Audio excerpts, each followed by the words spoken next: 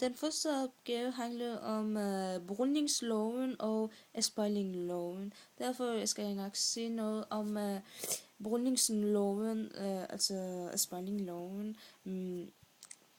Brydningsloven er lige med sinus i divideret med sinus b.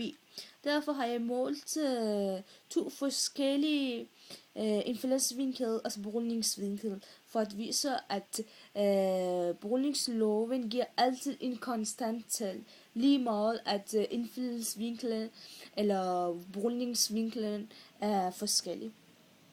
Den første måling er indfaldsvinkel på 60 grader, altså brydningsvinkel på 41 grader.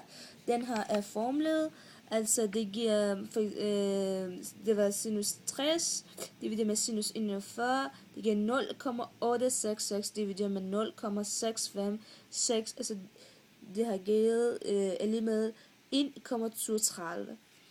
Den anden tal, det var indfaldsvinkel på 30 grader, altså brydningsvinkel på 22 grader.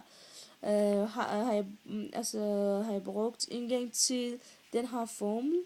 Det giver 0,5 divideret med 0,374 eller med 1,333. Hvis man kigger på resultaterne, de to resultater er rigtig meget tæt på hinanden. Altså det viser, at ifølge den her regel, eller den her lov, resultaterne er altid konstant.